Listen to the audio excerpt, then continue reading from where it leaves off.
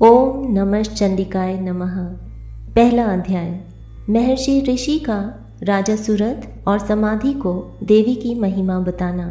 महर्षि मार्कंडेय जी बोले, सूर्य के पुत्र सावर्णी की उत्पत्ति की कथा विस्तार पूर्वक कहता हूँ, सुनो। सावर्णी महामाया की कृपा से जिस प्रकार मनवंतर के स्वामी हुए उसका हाल भी सुनो। पहले स्वारोचिष नामक मनवंतर में चैत्रवंशी सुरथ नाम के एक राजा थे। सारी पृथ्वी पर उनका राज्य था। वह प्रजा को अपने पुत्र के समान मानते थे, तो भी कोला विध्वंसी राजा उनके शत्रु बन गए। दुष्टों को दंड देने वाले राजा सुरथ की उनके साथ लड़ाई हुई। कोला विध्वंसियों के संख्या में कम होने पर भी राजा सुरथ युद्ध में उनसे हार गए। तब वह अपने नगर में आ गए। केवल अपने देश का राज्य ही उनके पास रह गया और वह उसी देश के राजा होकर राज्य करने लगे, किंतु उनके शत्रुओं ने उन पर वहां भी आक्रमण कर दिया। राजा को बलहीन देखकर उसके दुष्ट मंत्रियों ने राजा की सेना और खजाना अपने अधिकार में कर लिया। राजा सुरथ अपने राजाधिकार को हार कर शिकार खेलने के बहाने घोड़े पर सवार होकर वहां से एक भयंकर वन की ओर चले गए। उस वन में उन्होंने महर्षि मेधा का आश्रम देखा।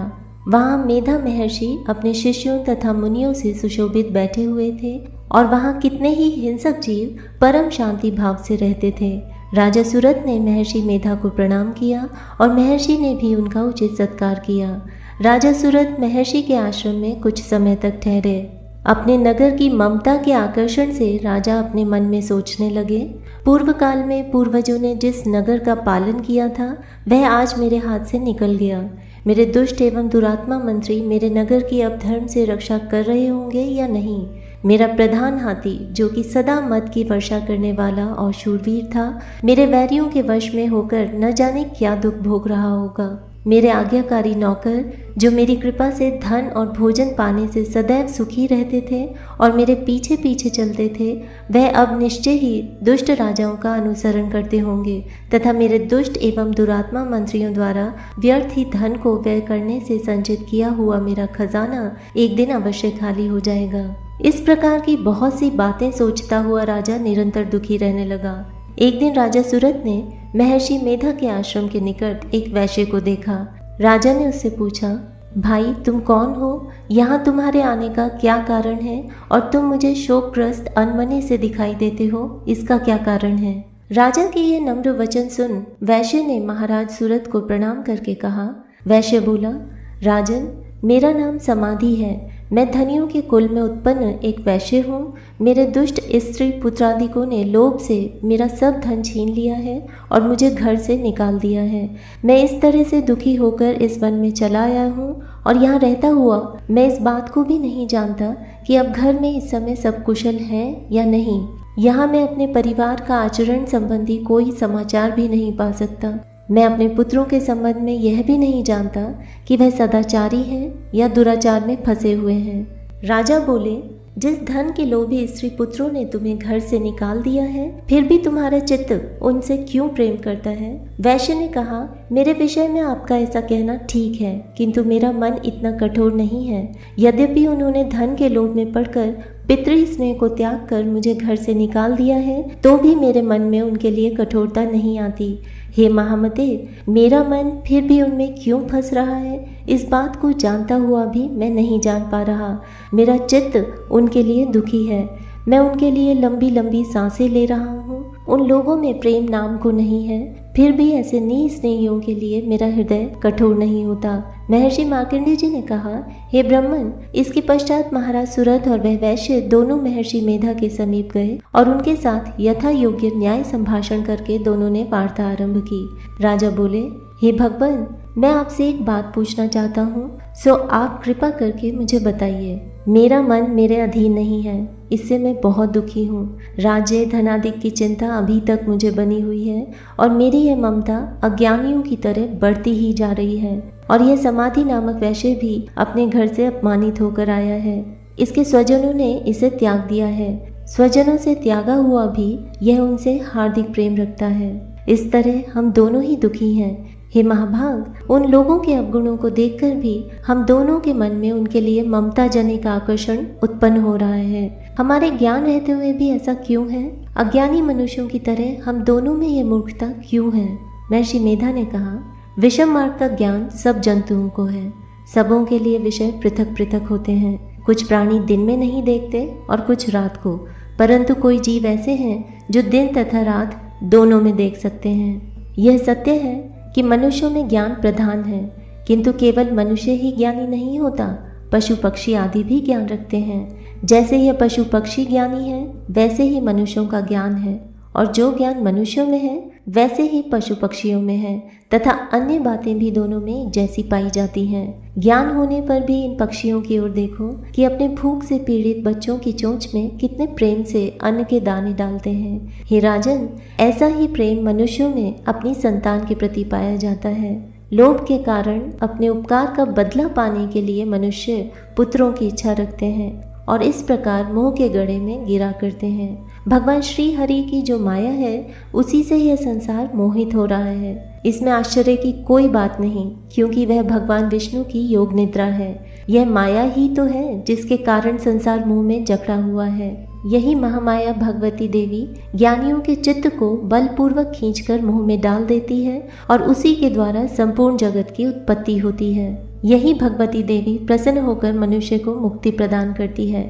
यही संसार के बंधन का कारण है तथा संपूर्ण ईश्वरों की भी स्वामिनी है। महाराज सूरत ने पूछा, भगवान, वह देवी कौन सी है जिसको आप महामाया कहते हैं? हे ब्राह्मण, वह कैसे उत्पन्न हुई और उसका कार्य क्या है? उसके चरित्र कौन कौन से हैं? प्रभु, उसका जैसा प्रभाव हो, जैसा स्वरूप हो, वह सभी कृपा कर मुझसे कहिए, मैं आपसे सुनना चाहता हूँ। महर्षि मेधा बोले, राजन, वह देवी तो नित्य स्वरूपा है, उसके द्वारा ही यह संसार रचा गया है। तब भी उसकी उत्पत्ति अनेक प्रकार से होती है, वह सब आप मुझसे सुनो। वह देवताओं का कार्य सिद्ध करने के लिए प्रकट होती है, उस समय वह उत्पन्न हुई कहलाती है। संसार को जलमय करके जब भगवान विष्णु योग निद्रा का आश्रय लेकर शेष शैया पर सो रहे थे, तब मधु कैटव नाम के 2 असुर उनके कानों के मैल से प्रकट हुए और वह श्री ब्रह्मा जी को मारने के लिए तैयार हो गए।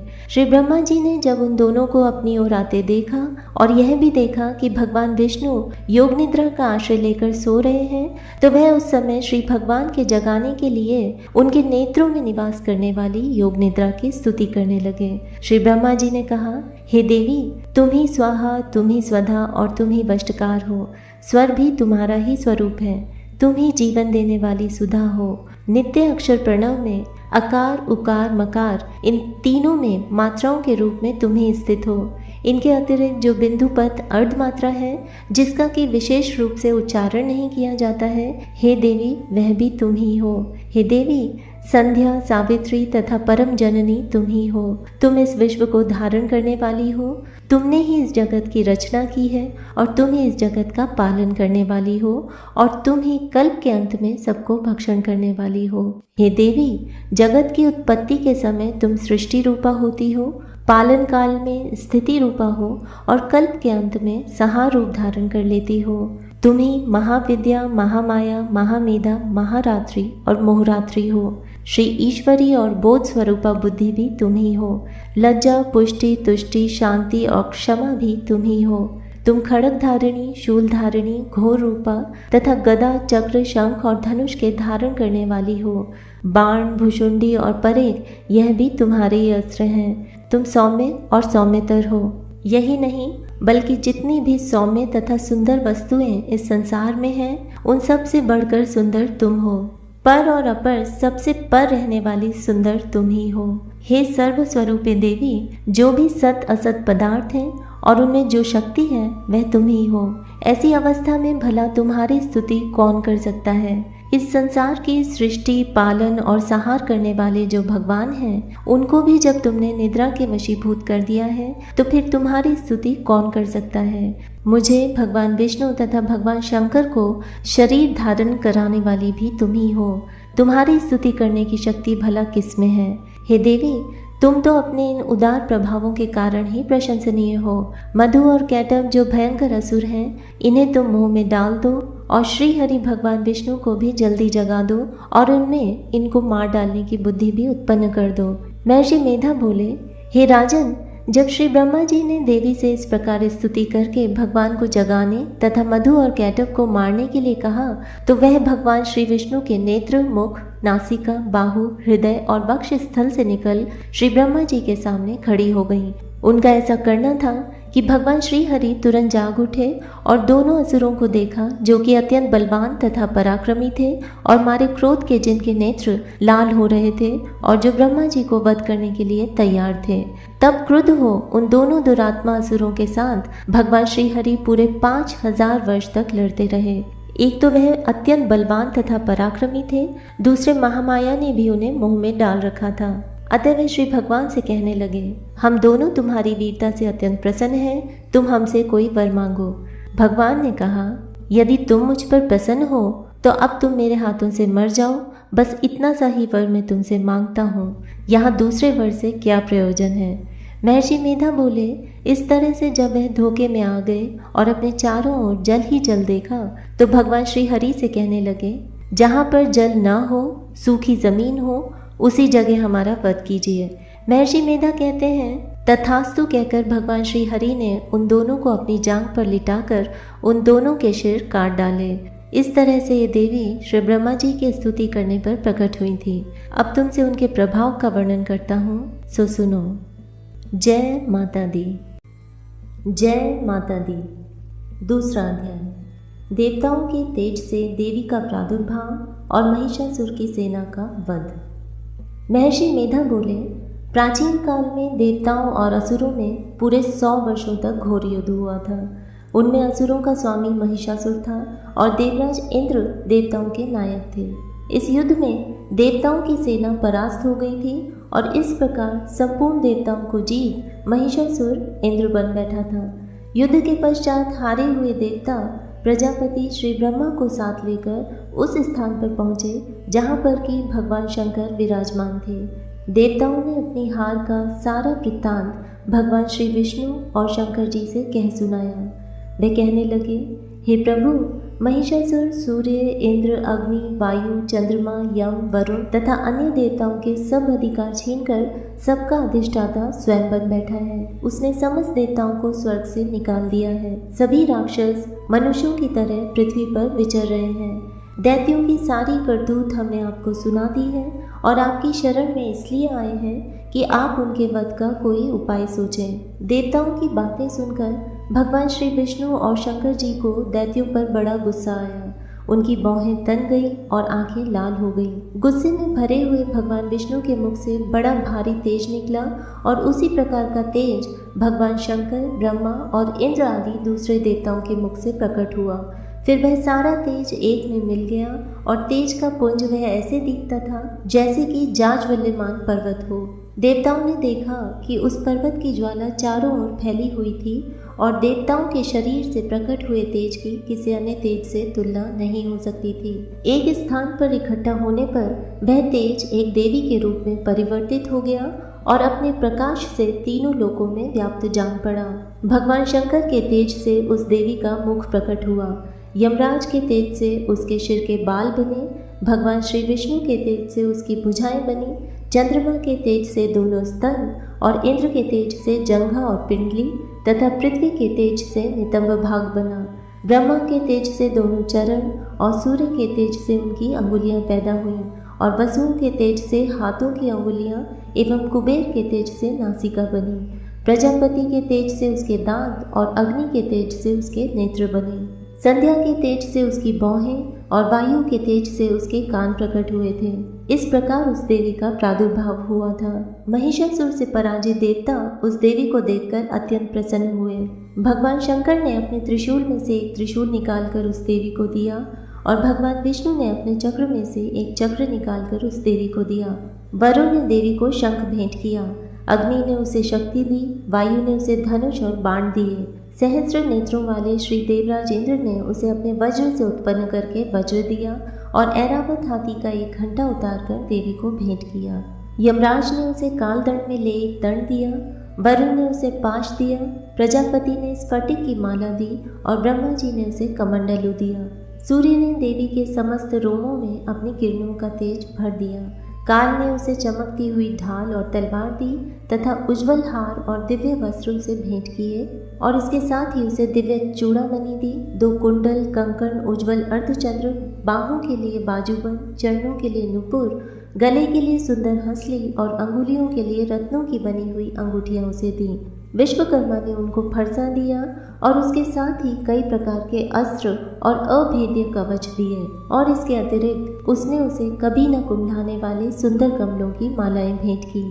समुद्र ने सुंदर कमल का फूल भेंट किया, हिमालय ने सवारी के लिए सिंह और तरह तरह के रत्न देवी को भेंट किए। यक्षराज कुबेर ने मधु से भरा हुआ पात्र और शेषनाग ने उन्हें बहुमूल्य मणियों से विभूषित नागहार भेंट किया। इसी प्रकार दूसरे देवताओं ने भी उसे आभूषण और अस्त्र देकर उसका सम्मान किया। इसके पश्चात देवी ने उच्च स्वर से गर्जना की। उसके इस भयंकर नाद से आकाश गूंज उठा। देवी का वह उच्च स्वर से किया हुआ सिंहनाद समा न सका। आकाश उनके सामने छोटा प्रतीत होने लगा। उससे बड़े जोर की प्रतिध्वनि हुई, जिससे समस्त विश्व में हलचल मच गई और समुद्र कांप उठे, पृथ्वी डोलने लगी और सबके सब पर्वत हिलने लगे। देवताओं ने उस समय प्रसन्न हो सिंह वाहिनी जगतमयी देवी से कहा, देवी तुम्हारी जय हो। इसके साथ महर्षियों ने भक्ति भाव से विनम्र होकर उनकी स्तुति की। संपूर्ण त्रिलोकी को शोकमग्न देखकर दैत्यगण अपनी सेनाओं को साथ लेकर और हथियार आदि सजाकर उठ खड़े हुए। महिषासुर के क्रोध की कोई सीमा नहीं थी। उसने क्रोध में भरकर कहा, यह सब क्या उत्पात है। फिर वह अपनी सेना के साथ उस ओर दौड़ा जिस ओर से भयंकर नाद का शब्द सुनाई दिया था, और आगे पहुंचकर उसने देवी को देखा जो कि अपनी प्रभा से तीनों लोकों को प्रकाशित कर रही थी। उसके चरणों के भार से पृथ्वी दबी जा रही थी, माथे के मुकुट से आकाश में एक रेखा सी बन रही थी और उसके धनुष की टंकार से सब लोग शुद्ध हो रहे थे। देवी अपनी सहस्रों भुजाओं को संपूर्ण दिशाओं में फैलाए खड़ी थी। इसके पश्चात उनका दैत्यों के साथ युद्ध छिड़ गया और कई प्रकार के अस्त्र शस्त्रों से सबकी सब दिशाएं उद्भाषित होने लगी। महिषासुर की सेना का सेनापति चिक्षु नामक एक महान असुर था। वह आगे बढ़कर देवी के साथ युद्ध करने लगा और दूसरे दैत्यों की चतुरंगिणी सेना साथ लेकर चामर भी लड़ने लगा, और 60,000 महारथियों को साथ लेकर उदग्र नामक महादैत्य आकर युद्ध करने लगा। महाहनु नामक असुर 1 करोड़ रथियों को साथ लेकर, असिलोमा नामक असुर 5 करोड़ सैनिकों को साथ लेकर युद्ध करने लगा। वाशकल नामक असुर 60 लाख सैनिकों के साथ युद्ध में आ डटा। विडाल नामक असुर 1 करोड़ रथियों सहित लड़ने को तैयार था। इन सब के अतिरिक्त और भी हजारों असुर हाथी और घोड़ा साथ लेकर लड़ने लगे, और इन सब के पश्चात महिषासुर करोड़ों रथों, हाथियों और घोड़ों सहित वहां आकर देवी के साथ लड़ने लगा। सभी असुर तोमर, भिंदीपाल, शक्ति, मूसल, खड़गों, फरसों, पट्टियों के साथ रणभूमि में देवी के साथ युद्ध करने लगे। कई शक्तियां फेंकने लगे और कोई अन्य शस्त्रादि। इसके पश्चात सबके सब दैत्य अपनी अपनी तलवारें हाथों में लेकर देवी की ओर दौड़े और उसे मार डालने का उद्योग करने लगे। मगर देवी ने क्रोध में भरकर खेल ही खेल में उन सब के अस्त्रों शस्त्रों को काट दिया। इसके पश्चात ऋषियों और देवताओं ने देवी की स्तुति आरंभ कर दी और वह प्रसन्न होकर असुरों के शरीरों पर अस्त्र शस्त्रों की वर्षा करती रही। देवी का वाहन भी क्रोध में भरकर दैत्य सेना में इस प्रकार विचरने लगा जैसे कि वन में दावानल फैल रहा हो। युद्ध करती हुई देवी ने क्रोध में भर जितने श्वासों को छोड़ा वह तुरंत ही सैकड़ों हजारों गणों में परिवर्तित हो गए। फरसे, भिंदीपाल, खड़ग तथा पट्टिश इत्यादि अस्त्रों के साथ दैत्यों से युद्ध करने लगे। देवी की शक्ति से बढ़े हुए वह गण दैत्यों का नाश करते हुए ढोल, शंख व मृदंग आदि बजा रहे थे। तदनंतर देवी ने त्रिशूल, गदा, शक्ति, खड़ग इत्यादि से सहस्रों असुरों को मार डाला। कितनों को घंटे की भयंकर आवाज से ही यमलोक पहुंचा दिया। कितने ही असुरों को उसने पास में बांधकर पृथ्वी पर धर घसीटा। कितनों को अपनी तलवार से टुकड़े टुकड़े कर दिए और कितनों को गदा की चोट से धरती पर सुला दिया। कई दैत्य मूसल की मार से घायल होकर रक्त वमन करने लगे और कई शूल से छाती फट जाने के कारण पृथ्वी पर लेट गए और कितनों की बाण वर्षा से कमर टूट गई। देवताओं को पीड़ा देने वाले दैत्य कट कट कर मरने लगे। कितनों की बाहें अलग हो गईं, कितनों की ग्रीवाएं कट गई, कितनों के सिर कटकर दूर भूमि पर लुढ़क गए, कितनों के शरीर बीच में से ही कट गए और कितनों की जंघाएं कट गई और वह पृथ्वी पर गिर पड़े। कितने ही सिरों व पैरों के कटने पर भी भूमि पर से उठ खड़े हुए और शस्त्र हाथ में लेकर देवी से लड़ने लगे। कई दैत्यगण भूमि में बाजों की ध्वनि के साथ नाच रहे थे। कई असुर जिनके सिर कट चुके थे, बिना सिर के धड़ से ही हाथ में शस्त्र लिए हुए लड़ रहे थे। दैत्य रह रहकर ठहरो ठहरो कहते हुए देवी को युद्ध के लिए ललकार रहे थे। जहाँ पर यह घोर संग्राम हुआ था, वहाँ की भूमि रथ, हाथी, घोड़े और असुरों की लाशों से भर गई थी और असुर सेना के बीच में रक्तपात होने के कारण रुधिर की नदियां बह रही थीं। इस तरह देवी ने असुरों की विशाल सेना को क्षण भर में इस तरह से नष्ट कर डाला जैसे तृणकाष्ठ के बड़े समूह को अग्नि नष्ट कर डालती है। देवी का सिंह भी गर्दन के बालों को हिलाता हुआ और बड़ा शब्द करता हुआ असुरों के शरीरों से मानो उनके प्राणों को ढूंढ रहा था। वहां देवी के गणों ने जब दैत्यों के साथ युद्ध किया तो देवताओं ने प्रसन्न होकर आकाश से उन पर पुष्प वर्षा की। जय माता दी। जय माता दी। तीसरा अध्याय, सेनापतियों सहित महिषासुर का वध। महर्षि मेधा ने कहा, महिषासुर की सेना नष्ट होती देखकर उस सेना का सेनापति चिक्षुर क्रोध में भर देवी के साथ युद्ध करने के लिए आगे बढ़ा। वह देवी पर इस प्रकार बाणों की वर्षा करने लगा मानो सुमेरु पर्वत पानी की धार बरसा रहा हो। परंतु देवी ने अपने बाणों से उसके बाणों को काट डाला तथा उसके घोड़ों व सारथी को मार दिया। साथ ही उसके धनुष और उसकी अत्यंत ऊंची ध्वजा को भी काटकर नीचे गिरा दिया। उसका धनुष कट जाने के पश्चात उसके शरीर के अंगों को भी अपने बाणों से बीन दिया। धनुष, घोड़ों और सारथी के नष्ट हो जाने पर वह असुर ढाल और तलवार लेकर देवी की तरफ आया। उसने अपनी तीक्ष्ण धार वाली तलवार से देवी के सिंह के मस्तक पर प्रहार किया और बड़े वेग से देवी की बाईं भुजा पर वार किया। किंतु देवी की बाईं भुजा को छूते ही उस दैत्य की तलवार टूटकर दो टुकड़े हो गई। इससे दैत्य ने क्रोध में भरकर शूल हाथ में लिया और उसे भद्रकाली देवी की ओर फेंका। देवी की ओर आता हुआ वह शूल आकाश से गिरते हुए सूर्य के समान प्रज्वलित हो उठा। उस शूल को अपनी ओर आते हुए देखकर देवी ने भी शूल छोड़ा और महासुर के शूल के 100 टुकड़े कर दिए और साथ ही महासुर के प्राण भी हर लिए। चिक्षुर के मरने पर देवताओं को दुख देने वाला चामर नामक दैत्य हाथी पर सवार होकर देवी से लड़ने के लिए आया और उसने आने के साथ ही शक्ति से प्रहार किया, किंतु देवी ने अपनी हुंकार से ही उसे तोड़कर पृथ्वी पर डाल दिया। शक्ति को टूटा हुआ देखकर दैत्य ने क्रोध से लाल होकर शूल को चलाया, किंतु देवी ने उसको भी काट दिया।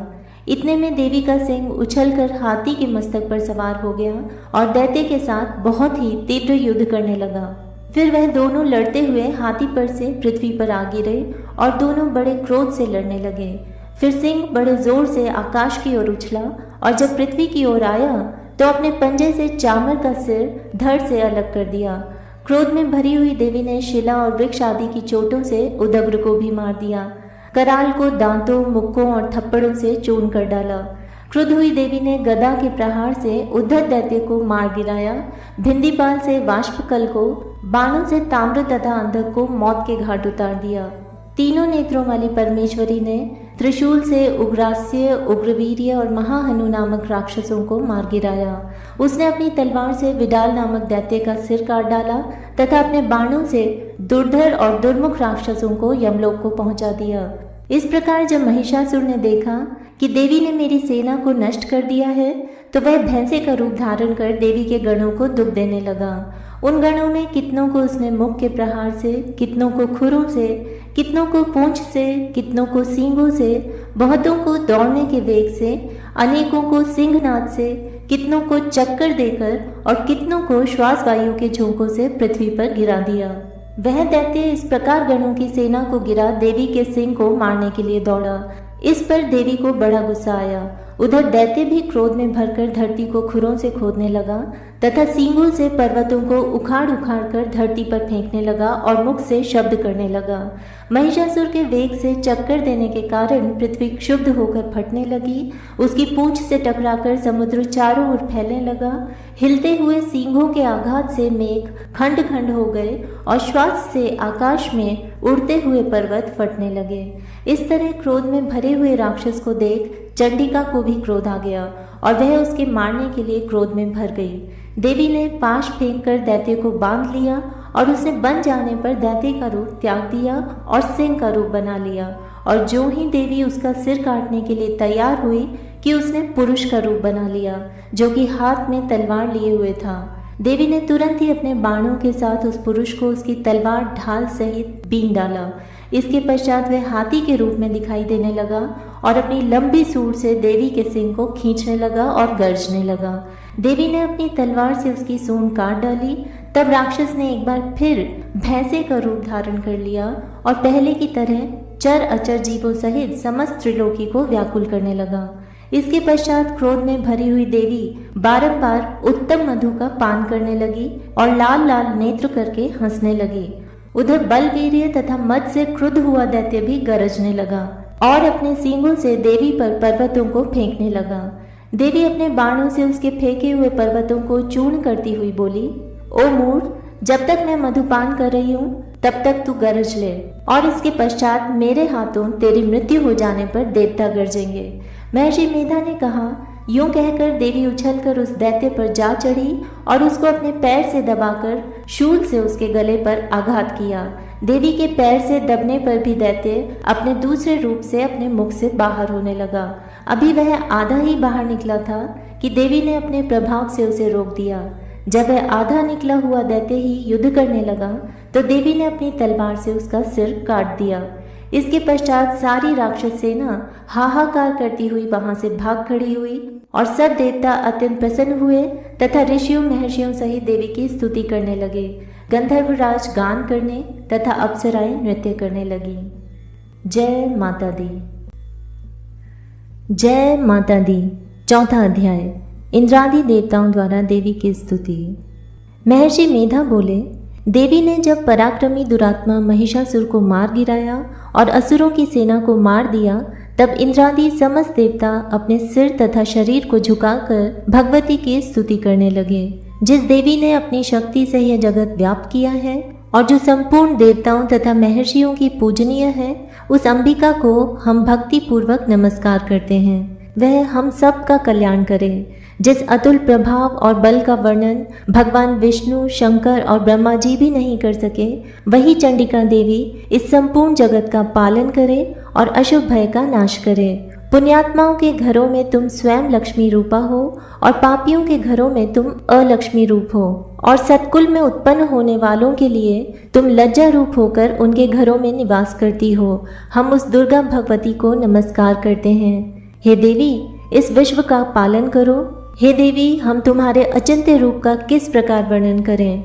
असुरों के नाश करने वाले भारी पराक्रम तथा समस्त देवताओं और दैत्यों के विषय में जो तुम्हारे पवित्र चरित्र हैं, उनको हम किस प्रकार वर्णन करें। हे देवी, त्रिगुणात्मिका होने पर भी तुम संपूर्ण जगत की उत्पत्ति का कारण हो। हे देवी, भगवान विष्णु, शंकर आदि किसी भी देवता ने तुम्हारा पार नहीं पाया। तुम सबकी आश्रय हो।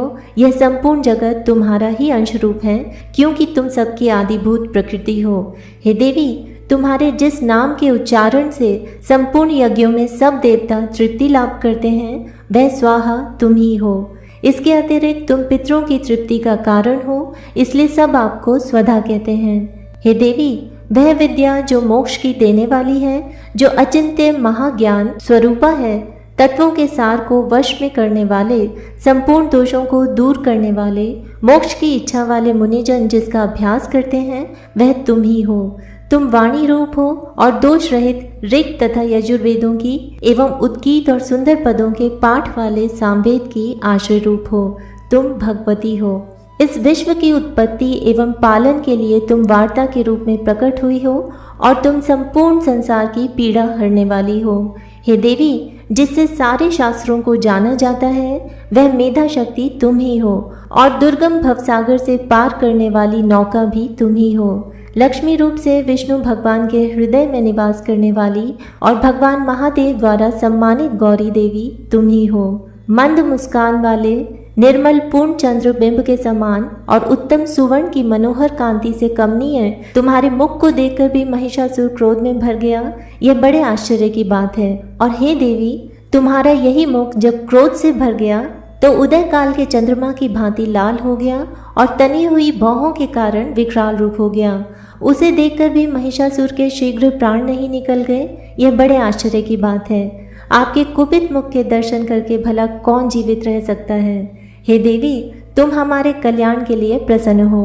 आपके प्रसन्न होने से जगत का अभ्युदय होता है और जब आप क्रुद्ध हो जाती हैं तो कितने ही कुलों का सर्वनाश हो जाता है। यह हमने अभी अभी जाना है कि जब तुमने महिषासुर की बहुत बड़ी सेना को देखते देखते ही मार दिया। हे देवी, सदा प्रताप देने वाली तुम जिस पर प्रसन्न हो जाती हो वही देश में सम्मानित होते हैं, उनके धन यश की वृद्धि होती है, उनका धर्म कभी शिथिल नहीं होता है और उनके यहाँ अधिक पुत्र पुत्रियाँ और नौकर होते हैं। हे देवी, तुम्हारी कृपा से ही धर्मात्मा पुरुष प्रतिदिन श्रद्धा पूर्वक यज्ञ करता है और धर्मानुकूल आचरण करता है और उसके प्रभाव से स्वर्गलोक में जाता है, क्योंकि तुम तीनों लोकों में मनवांछित फल देने वाली हो। हे माँ दुर्गे, तुम स्मरण करने पर संपूर्ण जीवों के भय नष्ट कर देती हो और स्थिर चित्त वालों के द्वारा चिंतन करने पर उन्हें और अत्यंत मंगल देती हो।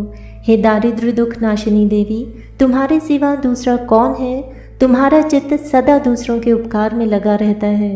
हे देवी, तुम शत्रुओं को इसलिए मारती हो कि उनके मारने से दूसरों को सुख मिलता है। वह चाहे नर्क में जाने के लिए चिरकाल तक पाप करते रहे हों, किंतु तुम्हारे साथ युद्ध करके सीधे स्वर्ग को जाएं, इसीलिए तुम उनका वध करती हो। हे देवी, क्या तुम दृष्टिपात मात्र से समस्त असुरों को भस्म नहीं कर सकती? अवश्य ही कर सकती हो, किंतु तुम्हारा शत्रुओं को शस्त्रों के द्वारा मारना इसलिए है कि शस्त्रों के द्वारा मरकर वे स्वर्ग को जावें। इस तरह से हे देवी, उन शत्रुओं के प्रति भी तुम्हारा विचार उत्तम है। हे देवी, तुम्हारे उग्र खड़ग की चमक से और त्रिशूल की नोक की कांति की किरणों से असुरों की आंखें फूट नहीं गईं। उसका कारण यह था कि वे किरणों से शोभायमान तुम्हारे चंद्रमा के समान आनंद प्रदान करने वाले सुंदर मुख को देख रहे थे। हे देवी, तुम्हारा शील बुरे वृत्तांत को दूर करने वाला है और सबसे अधिक तुम्हारा रूप है, जो ना तो कभी चिंतन में आ सकता है और ना जिसकी दूसरों से कभी तुलना ही हो सकती है। तुम्हारा बल व पराक्रम शत्रुओं का नाश करने वाला है। इस तरह तुमने शत्रुओं पर भी दया प्रकट की है। हे देवी, तुम्हारे बल की किसके साथ बराबरी की जा सकती है तथा शत्रुओं को भय देने वाला इतना सुंदर रूप भी और किसका है? हृदय में कृपा और युद्ध में निष्ठुरता, यह दोनों बातें तीनों लोकों में केवल तुम ही में देखने में आई हैं। हे माता, युद्ध भूमि में शत्रुओं को मारकर तुमने उन्हें स्वर्गलोक में पहुंचाया है। इस तरह तीनों लोकों की तुमने रक्षा की है तथा उन उन्मत्त असुरों से जो हमें भय था उसको भी तुमने दूर किया है। तुमको हमारा नमस्कार है। हे देवी, तुम शूल तथा खड़ग से हमारी रक्षा करो तथा घंटे की ध्वनि और धनुष की टंकार से भी हमारी रक्षा करो।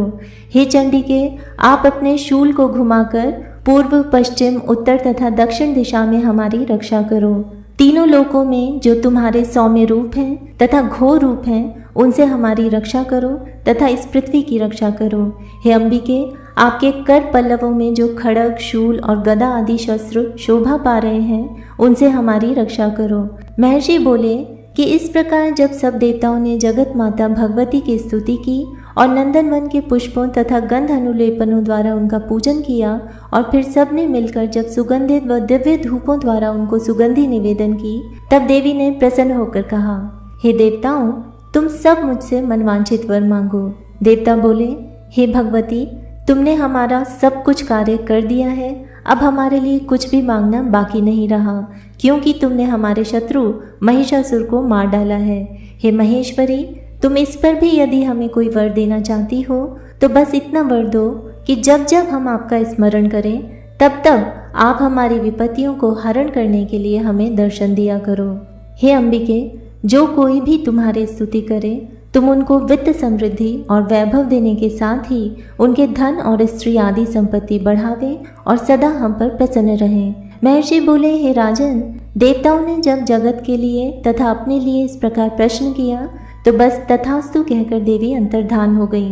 हे भूप, जिस प्रकार तीनों लोकों का हित चाहने वाली वह भगवती देवताओं के शरीर से उत्पन्न हुई थी, वह सारा वृत्तांत मैंने तुझसे कह दिया है और इसके पश्चात दुष्ट असुरों तथा शुंभ निशुंभ का वध करने और सब लोगों की रक्षा करने के लिए जिस प्रकार गौरी देवी के शरीर से उत्पन्न हुई थी, वह सारा वृत्तांत मैं यथावत वर्णन करता हूँ। जय माता दी। जय माता दी। 5वां अध्याय, देवताओं द्वारा देवी की स्तुति। महर्षि मेधा ने कहा, पूर्व काल में शुंभ निशुंभ नामक असुरों ने अपने बल के मद से इंद्र का त्रिलोकी का राज्य और यज्ञों के भाग छीन लिए और वह दोनों इसी प्रकार सूर्य, चंद्रमा, धर्मराज और वरुण के अधिकार भी छीन कर स्वयं ही उनका उपयोग करने लगे। वायु और अग्नि का कार्य भी वही करने लगे और इसके पश्चात उन्होंने जिन देवताओं का राज्य छीना था उनको अपने अपने स्थान से निकाल दिया। इस तरह से अधिकार छीने हुए तथा दैत्यों द्वारा निकाले हुए देवता अपराजिता देवी का स्मरण करने लगे कि देवी ने हमको वर दिया था कि मैं तुम्हारी संपूर्ण विपत्तियों को नष्ट करके रक्षा करूंगी। ऐसा विचार कर सब देवता हिमालय पर गए और भगवती विष्णु माया की स्तुति करने लगे। देवताओं ने कहा, देवी को नमस्कार है, शिव को नमस्कार है, प्रकृति और भद्रा को नमस्कार है। हम लोग रौद्रा, नित्या और गौरी को नमस्कार करते हैं। ज्योत्सनामयी चंद्र रूपिणी व सुख रूपा देवी को निरंतर नमस्कार है। शरणागतों का कल्याण करने वाली वृद्धि और सिद्धि रूपा देवी को हम बार बार नमस्कार करते हैं। और नैऋत्य राजाओं की लक्ष्मी तथा सर्वाणी को नमस्कार है। दुर्गा को, दुर्ग स्थलों को पार करने वाली दुर्गपारा को, सारा, सर्वकारिणी, ख्याति, कृष्णा और भूम्र देवी को सदैव नमस्कार है। अत्यंत सौम्य तथा अत्यंत रौद्र रूपा को हम नमस्कार करते हैं। उन्हें हमारा बारंबार प्रणाम है। जगत की आधारभूत कृति देवी को बार बार नमस्कार करते हैं। जिस देवी को प्राणी मात्र विष्णु माया कहते हैं उनको नमस्कार है, उनको नमस्कार है, उनको नमस्कार है। जो देवी संपूर्ण प्राणियों में चेतना कहलाती है उसको नमस्कार है, उसको नमस्कार है, उसको नमस्कार है। जो देवी संपूर्ण प्राणियों में बुद्धि रूप से स्थित है उसको नमस्कार है, उसको नमस्कार है, उसको नमस्कार है। जो देवी सब प्राणियों में निद्रा रूप से विराजमान है उसको नमस्कार है, उसको नमस्कार है, उसको नमस्कार है। जो देवी संपूर्ण प्राणियों में क्षुधा रूप से विराजमान है उसको नमस्कार है, उसको नमस्कार है, उसको नमस्कार है। जो देवी संपूर्ण प्राणियों में छाया रूप से स्थित है उसको नमस्कार है, उसको नमस्कार है, उसको नमस्कार है। जो देवी संपूर्ण प्राणियों में शक्ति रूप से स्थित है उसको नमस्कार है, उसको नमस्कार है, उसको नमस्कार है। जो देवी संपूर्ण प्राणियों में तृष्णा रूप से स्थित है उसको नमस्कार है, उसको नमस्कार है, उसको नमस्कार है। जो देवी संपूर्ण प्राणियों में शांति रूप से स्थित है उसको नमस्कार है, उसको नमस्कार है, उसको नमस्कार है। जो देवी सब प्राणियों में जाति रूप से स्थित है उसको नमस्कार है, उसको नमस्कार है, उसको नमस्कार है। जो देवी सब प्राणियों में लज्जा रूप से स्थित है उसको नमस्कार है, उसको नमस्कार है, उसको नमस्कार है। जो देवी संपूर्ण प्राणियों में श्रद्धा रूप से स्थित है उसको नमस्कार है, उसको नमस्कार है, उसको नमस्कार है। जो देवी संपूर्ण प्राणियों में कांति रूप से स्थित है उसको नमस्कार है, उसको नमस्कार है, उसको नमस्कार है। जो देवी सब प्राणियों में लक्ष्मी रूप से स्थित है उसको नमस्कार है, उसको नमस्कार है, उसको नमस्कार है। जो देवी संपूर्ण प्राणियों में वृत्ति रूप से स्थित है उसको नमस्कार है, उसको नमस्कार है, उसको नमस्कार है। जो देवी सब प्राणियों में स्मृति रूप से विराजमान है उसको नमस्कार है, उसको नमस्कार है, उसको नमस्कार है। जो देवी सब प्राणियों में दया रूप से विराजमान है उसको नमस्कार है, उसको नमस्कार है, उसको नमस्कार है। जो देवी सब प्राणियों में तुष्टि रूप से स्थित है उसको नमस्कार है, उसको नमस्कार है, उसको नमस्कार है। जो देवी संपूर्ण प्राणियों में मातृ रूप से विराजमान है उसको नमस्कार है, उसको नमस्कार है, उसको नमस्कार है। जो देवी संपूर्ण प्राणियों में भ्रांति रूप से स्थित है उसको नमस्कार है, उसको नमस्कार है, उसको नमस्कार है। जो देवी संपूर्ण प्राणियों में नित्य व्याप्त रहती है उसको नमस्कार है, उसको नमस्कार है, उसको नमस्कार है। जो देवी चैतन्य रूप से इस संपूर्ण संसार को व्याप्त करके स्थित है उसको नमस्कार है, उसको नमस्कार है, उसको नमस्कार है। पूर्व काल में देवताओं ने अपने अभीष्ट फल पाने के लिए जिसकी स्तुति की है और देवराज इंद्र ने बहुत दिनों तक जिसका सेवन किया है वह कल्याण की साधना भूता ईश्वरी हमारा कल्याण और मंगल करे तथा सारी विपत्तियों को नष्ट कर डाले।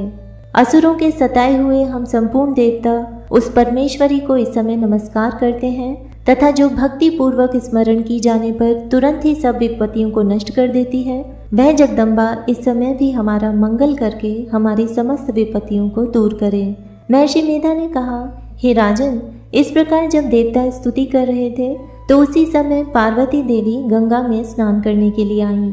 तब उनके शरीर से प्रकट होकर शिवा देवी बोली, शुंभ दैत्य के द्वारा स्वर्ग से निकले हुए और निशुंभ से हारे हुए ये देवता मेरी ही स्तुति कर रहे हैं। पार्वती के शरीर से अंबिका निकली थी, इसलिए उसको संपूर्ण लोक में कौशिकी कहते हैं। कौशिकी के प्रकट होने के पश्चात पार्वती देवी के शरीर का रंग काला हो गया और वह हिमालय पर रहने वाली कालिका देवी के नाम से प्रसिद्ध हुई। फिर शुंभ और निशुंभ के दूत चंडमुंड वहां आए और उन्होंने परम मनोहर रूप वाली अंबिका देवी को देखा।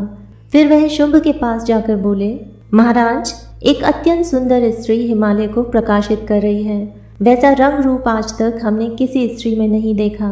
हे असुरेश्वर, आप यह पता लगाएं कि वह कौन है और उसको ग्रहण कर लें। वह स्त्री स्त्रियों में रत्न है।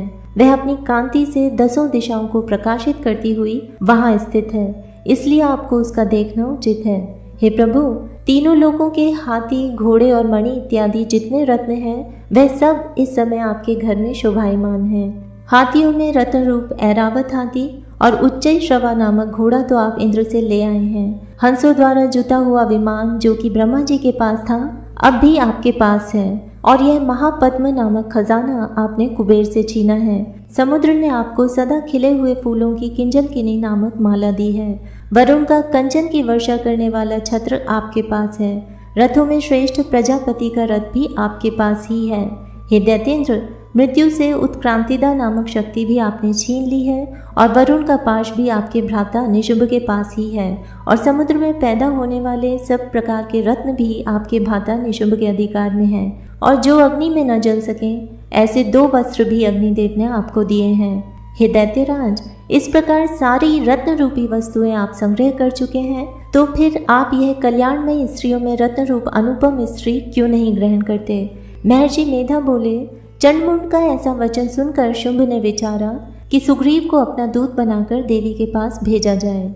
प्रथम उसको सब कुछ समझा दिया और कहा कि वहां जाकर तुम उसको अच्छी तरह से समझाना और ऐसा उपाय करना जिससे वह प्रसन्न होकर तुरंत मेरे पास चली आए। भली प्रकार समझा कर कहना। दूत सुग्रीव पर्वत के उस रमणीय भाग में पहुंचा जहां देवी रहती थी। दूत ने कहा, दैत्यों का राजा शुंभ, जो इस समय तीनों लोकों का स्वामी है, मैं उसका दूत हूँ और यहाँ तुम्हारे पास आया हूँ। संपूर्ण देवता उसकी आज्ञा एक स्वर से मानते हैं। अब जो कुछ उसने कहला भेजा है वह सुनो। उसने कहा है, इस समय संपूर्ण त्रिलोकी मेरे वश में है और संपूर्ण यज्ञों के भाग को पृथक पृथक मैं ही लेता हूँ और तीनों लोकों में जितने श्रेष्ठ रत्न हैं वह सब मेरे पास हैं। देवराज इंद्र का वाहन ऐरावत मेरे पास है जो मैंने उसे छीन लिया है। उच्चई श्रवा नामक घोड़ा जो क्षीर सागर मंथन करने से प्रकट हुआ था, उसे देवताओं ने मुझे समर्पित किया है। हे सुंदरी, इनके अतिरिक्त और भी जो रत्नभूषण पदार्थ देवताओं के पास थे वह सब मेरे पास हैं। हे देवी, मैं तुम्हें संसार के स्त्रियों में रत्न मानता हूँ, क्योंकि रत्नों का उपभोग करने वाला मैं ही हूँ। हे चंचल कटाक्षों वाली सुंदरी, अब यह मैं तुझ पर छोड़ता हूँ कि तुम मेरे या मेरे भाई महापराक्रमी निशुंभ की सेवा में आ जाए। यदि तू मुझे वरेगी तो तुझे अतुल महान ऐश्वर्य की प्राप्ति होगी। अतः तुम अपनी बुद्धि से यह विचार कर मेरे पास चली आओ। महर्षि मेधा ने कहा, दूत के ऐसा कहने पर संपूर्ण जगत का कल्याण करने वाली भगवती दुर्गा मन ही मन मुस्कुराई और इस प्रकार कहने लगी। देवी ने कहा, हे दूत, तू जो कुछ कह रहा है वह सत्य है और इसमें किंचित मात्र भी झूठ नहीं है कि शुंभ इस समय तीनों लोकों का स्वामी है और निशुंभ भी उसी की तरह महापराक्रमी है। किंतु इसके संबंध में मैं जो प्रतिज्ञा कर चुकी हूँ उसे मैं कैसे झुठला सकती हूँ? अतः तू मैंने जो प्रतिज्ञा की है उसे सुन। जो मुझे युद्ध में जीत लेगा और मेरे अभिमान को खंडित करेगा तथा बल में मेरे समान होगा, वही मेरा स्वामी होगा। इसलिए शुंभ अथवा महापराक्रमी निशुंभ यहाँ आवे और युद्ध में जीतकर मुझसे विवाह कर लें, इसमें भला देर की क्या आवश्यकता है? दूत ने कहा, हे देवी, तुम अभिमान में भरी हुई हो, मेरे सामने तुम ऐसी बात ना करो। इस त्रिलोकी में मुझे तो ऐसा कोई दिखाई नहीं देता जो कि शुंभ और निशुंभ के सामने ठहर सके। हे देवी, जब अन्य देवताओं में से कोई उनके सामने नहीं ठहर सके तो तुम जैसी स्त्री उनके सामने रणभूमि में ठहर सकोगी। अतः तुम मेरा कहना मानकर उनके पास चली आओ, नहीं तो जब वह तुम्हें केश पकड़कर घसीटते हुए ले जावेंगे तो तुम्हारा गौरव नष्ट हो जाएगा। इसलिए मेरी बात मान लो। देवी ने कहा, जो कुछ तुमने कहा ठीक है। शुंभ और निशुंभ बड़े बलवान हैं, लेकिन मैं क्या कर सकती हूँ, क्योंकि मैं बिना विचारे प्रतिज्ञा कर चुकी हूँ। इसलिए तुम जाओ और मैंने जो कुछ कहा है वह सब आदर पूर्वक असुरेंद्र से कह दो। इसके पश्चात जो वह उचित समझे करें। जय माता दी। जय माता दी। छठा अध्याय, धूम्रलोचन वध। महर्षि मेधा ने कहा, देवी की बात सुनकर दूत क्रोध में भरा हुआ वहां से असुरेंद्र के पास पहुंचा और सारा वृत्तांत उसे कह सुनाया। दूत की बात सुन असुरेंद्र के क्रोध का पारावार न रहा और उसने अपने सेनापति धूम्रलोचन से कहा, धूम्रलोचन, तुम अपनी सेना सहित शीघ्र वहां जाओ और उस दुष्टा के केशों को पकड़कर उसे घसीटते हुए यहाँ ले आओ। यदि उसकी रक्षा के लिए कोई दूसरा खड़ा हो, चाहे वह देवता, यक्ष अथवा गंधर्व ही क्यों न हो, उसको तुम अवश्य मार डालना। महर्षि मेधा ने कहा। शुंभ के इस प्रकार आज्ञा देने पर धूम्रलोचन 60,000 राक्षसों की सेना को साथ लेकर वहां पहुंचा और देवी को देख ललकार कर कहने लगा, अरे तू अभी शुंभ और निशुंभ के पास चल। यदि तू प्रसन्नता पूर्वक मेरे साथ न चलेगी तो मैं तेरे केशों को पकड़ घसीटता हुआ तुझे ले चलूंगा। देवी बोली, असुरेंद्र का भेजा हुआ तेरे जैसा बलवान यदि बलपूर्वक मुझे ले जावेगा तो ऐसी दशा में मैं तुम्हारा कर ही क्या सकती हूँ। महर्षि मेधा ने कहा। ऐसा कहने पर धूम्रलोचन उसकी ओर लपका, किंतु देवी ने उसे अपनी हुंकार से ही भस्म कर डाला। यह देखकर असुर सेना क्रुद्ध होकर देवी की ओर बढ़ी, परंतु अंबिका ने उन पर तीखे बाणों, शक्तियों तथा फरसों की वर्षा आरंभ कर दी। इतने में देवी का वाहन भी अपनी ग्रीवा के बालों को झटकता हुआ और बड़ा भारी शब्द करता हुआ असुर सेना में कूद पड़ा। उसने कई असुर अपने पंजों से, कई अपने जबड़ों से और कई को धरती पर पटक कर अपनी दाढ़ों से घायल करके मार डाला। उसने कई असुरों के अपने नखों से पेट फाड़ डाले और कई असुरों का तो केवल थप्पड़ मारकर सिर धड़ से अलग कर दिया। कई असुरों की भुजाएं और सिर तोड़ डाले और गर्दन के बालों को हिलाते हुए उसने कई असुरों को पकड़कर उनके पेट फाड़कर उनका रक्त पी डाला। इस प्रकार देवी के उस महाबलवान सिंह ने क्षण भर में असुर सेना को समाप्त कर दिया। शुंभ ने जब यह सुना कि देवी ने धूम्रलोचन असुर को मार डाला है और उसके सिंह ने सारी सेना का संहार कर डाला है, तब उसको बड़ा क्रोध आया। उसके मारे क्रोध के ओठ फड़कने लगे और उसने चंड तथा मुंड नामक महाअसुरों को आज्ञा दी, हे चंड, हे मुंड, तुम अपने साथ एक बड़ी सेना लेकर वहां जाओ और उस देवी के बाल पकड़कर उसे बांधकर तुरंत यहाँ ले आओ। यदि उसको यहाँ लाने में किसी प्रकार का संदेह हो तो अपनी सेना सहित उससे लड़ते हुए उसको मार डालो और जब वह दुष्टा और उसका सिंह दोनों मारे जावें तब भी उसको बांधकर यहाँ ले आना। जय माता दी। जय माता दी। 7वां अध्याय, चंड और मुंड का वध। महर्षि मेधा ने कहा, दैत्यराज की आज्ञा पाकर चंड और मुंड चतुरंगिनी सेना को साथ लेकर हथियार उठाए हुए देवी से लड़ने के लिए चल दिए। हिमालय पर पहुंचकर उन्होंने मुस्कुराती हुई देवी को देखा जो कि सिंह पर बैठी हुई थी। जब असुर उनको पकड़ने के लिए तलवारें लेकर उनकी ओर बढ़े तब अंबिका को उन पर बड़ा क्रोध आया और मारे क्रोध के उनका मुख काला पड़ गया। उनकी भ्रुकुटियां चढ़ गईं और उनके ललाट में से अत्यंत भयंकर तथा अत्यंत विस्तृत मुख वाली लाल आंखों वाली काली प्रकट हुई, जो कि अपने हाथों से तलवार और पाश लिए हुए थी। वह विचित्र खड़ग धारण किए हुए थी तथा चीते के चर्म की साड़ी एवं नरमुंडों की माला पहन रखी थी। उसका मांस सूखा हुआ था और शरीर केवल हड्डियों का ढांचा था और जो भयंकर शब्द से दिशाओं को पूर्ण कर रही थी। वह असुर सेना पर टूट पड़ी और दैत्यों को भक्षण करने लगी। वह पार्श्व रक्षकों, अंकुशधारी महावतों, हाथियों पर सवार योद्धाओं और घंटा सहित हाथियों को एक हाथ से पकड़ पकड़ कर अपने मुंह में डाल रही थी और इसी प्रकार वह घोड़ों, रथों, सारथियों व रथों में बैठे हुए सैनिकों को मुंह में डालकर भयानक रूप से चबा रही थी। किसी के केश पकड़कर, किसी की गर्दन पकड़कर, किसी को पैरों से दबाकर और किसी दैत्य को छाती से मसलकर मार रही थी। वह दैत्य के छोड़े हुए बड़े बड़े अस्त्र शस्त्रों को मुंह में पकड़कर और क्रोध में भर उनको दांतों से पीस रही थी। उसने कई बड़े बड़े असुर भक्षण कर डाले, कितनों को रौंद डाला, कितने ही उसके मार के कारण भाग गए, कितनों को उसने तलवार से मार डाला, कितनों को अपने दांतों से समाप्त कर दिया और इस प्रकार देवी ने क्षण भर में संपूर्ण दैत्य सेना को नष्ट कर दिया। यह देख महापराक्रमी चंड काली देवी की ओर लपका और मुंड ने भी देवी पर अपने भयानक बाणों की वर्षा आरंभ कर दी और अपने हजारों चक्र उस पर छोड़े।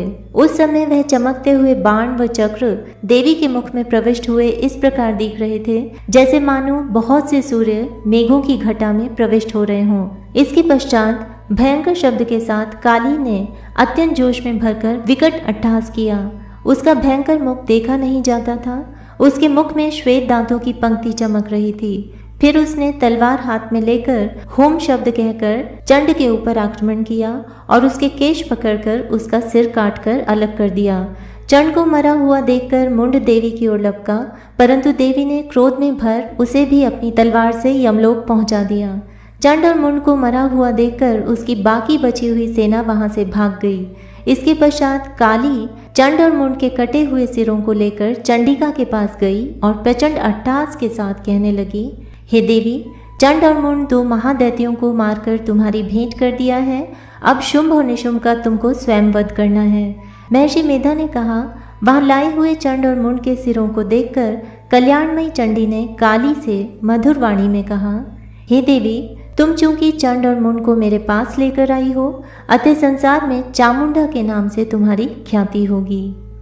जय माता दी। जय माता दी। 8वां अध्याय, रक्त बीज वध। महर्षि मेधा ने कहा, चंड और मुंड नामक असुरों के मारे जाने से और बहुत सी सेना के नष्ट हो जाने से असुरों के राजा प्रतापी शुंभ ने क्रोधयुक्त होकर अपनी संपूर्ण सेना को युद्ध के लिए तैयार होने की आज्ञा दी।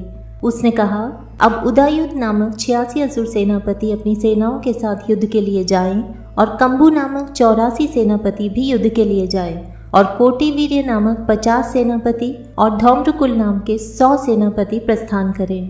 कालक, दौहिड, मौर्य और काल के यह दैत्य भी मेरी आज्ञा से सजकर युद्ध के लिए कूच करें। भयानक शासन करने वाला असुरों का स्वामी शुंभ इस प्रकार आज्ञा देकर बहुत बड़ी सेना के साथ युद्ध के लिए चला। उसकी सेना को अपनी ओर आता देखकर चंडिका ने अपनी धनुष की टंकार से पृथ्वी और आकाश के बीच का भाग गुंजा दिया। हे राजन, इसके पश्चात देवी के सिंह ने दहाड़ना आरंभ कर दिया और अंबिका के घंटे के शब्दों ने उस ध्वनि को और भी बढ़ा दिया। धनुष की टंकार, शेर की दहाड़ और घंटे के शब्द से पृथ्वी और आकाश के बीच का भाग गूंज उठा और इसके साथ ही देवी ने अपने मुख को और भी भयानक बना लिया। ऐसे भयंकर शब्द को सुनकर राक्षसी सेना ने देवी तथा सिंह को चारों ओर से घेर लिया।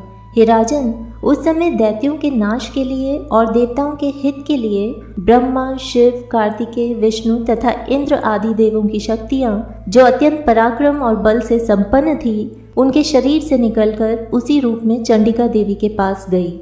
जिस देवता का जैसा रूप था, जैसे आभूषण थे और जैसा वाहन था, वैसा ही रूप, आभूषण और वाहन लेकर उन देवताओं की शक्तियां दैत्यों से युद्ध करने के लिए आईं। हंस युक्त विमान में बैठकर और रुद्राक्ष की माला तथा कमंडलू धारण करके ब्रह्मा जी की शक्ति आई।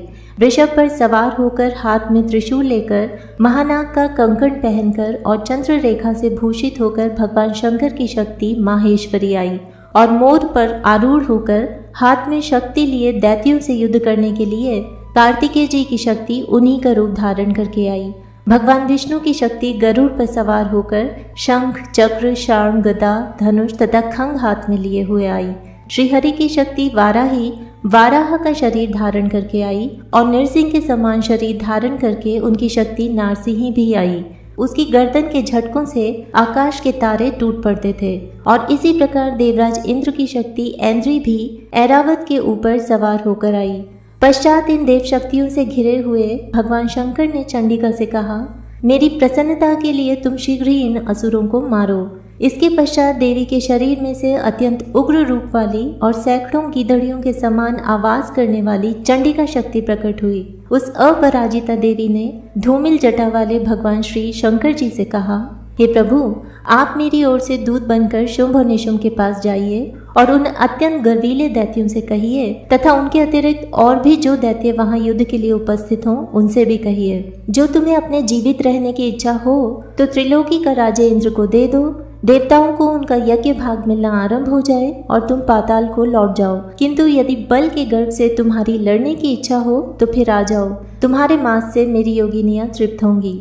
चूंकि उस देवी ने भगवान शंकर को दूत के कार्य में नियुक्त किया था, इसलिए संसार में वह शिवदूती के नाम से विख्यात हुई। भगवान शंकर से देवी का संदेश पाकर उन दैत्यों के क्रोध का कोई आर पार न रहा और वह जिस स्थान पर देवी विराजमान थी वहां पहुंचे और जाने के साथ ही उस पर बाणों और शक्तियों की वर्षा करने लगे।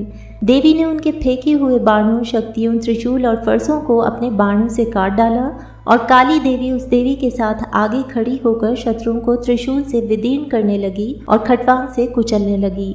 ब्रह्माणी जिस तरफ दौड़ती थी उसी तरफ अपने कमंडलों का जल छिड़ककर दैत्यों के वीर्य व बल को नष्ट कर देती थी और इसी प्रकार माहेश्वरी त्रिशूल से, वैष्णवी चक्र से और अत्यंत कोप वाली कौमारी शक्ति द्वारा असुरों को मार रही थी और ऐन्द्री के बाजू के प्रहार से सैकड़ों दैत्य रक्त की नदियां बहाते हुए पृथ्वी पर सो गए। वाराही ने कितने ही राक्षसों को अपनी थूथन द्वारा मृत्यु के घाट उतार दिया, दाढ़ों के अग्रभाग से कितने ही राक्षसों की छाती को चीर डाला और चक्र की चोट से कितनों ही को विदीर्ण करके धरती पर डाल दिया। बड़े बड़े राक्षसों को नारसिंही अपने नखों से विदीर्ण करके भक्षण कर रही थी और सिंहनाद से चारों दिशाओं को गुंजाती हुई रणभूमि में विचर रही थी। शिवदूती के प्रचंड अट्टहास से कितने ही दैत्य भयभीत होकर पृथ्वी पर गिर पड़े और उनके गिरते ही वह उनको भक्षण कर गई। इस तरह क्रोध में भरे हुए मातृगणों द्वारा नाना प्रकार के उपायों से बड़े बड़े असुरों को मरते हुए देखकर राक्षस सेना भाग खड़ी हुई और उनको इस प्रकार भागता देखकर रक्तबीज नामक महापराक्रमी राक्षस क्रोध में भरकर युद्ध के लिए आगे बढ़ा।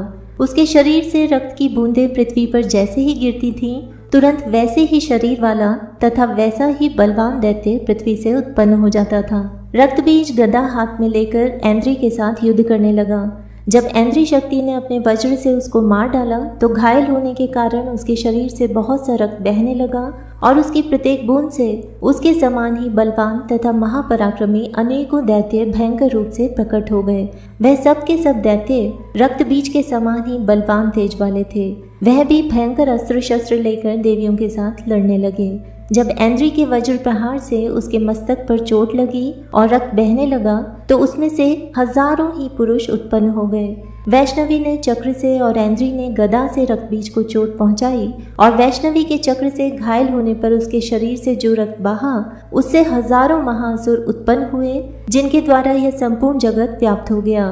कौमारी ने शक्ति से, वाराही ने खड़ग से और माहेश्वरी ने त्रिशूल से उसको घायल किया। इस प्रकार क्रोध में भरकर उस महादैत्य ने सब मातृशक्तियों पर पृथक पृथक गदा से प्रहार किया और माताओं ने शक्ति तथा शूल इत्यादि से उसको जो बार बार घायल किया उससे सैकड़ों महादैत्य उत्पन्न हुए और इस प्रकार उस रक्त बीज के रुधिर से उत्पन्न हुए असुरों से संपूर्ण जगत व्याप्त हो गया। इससे देवताओं को भय हुआ।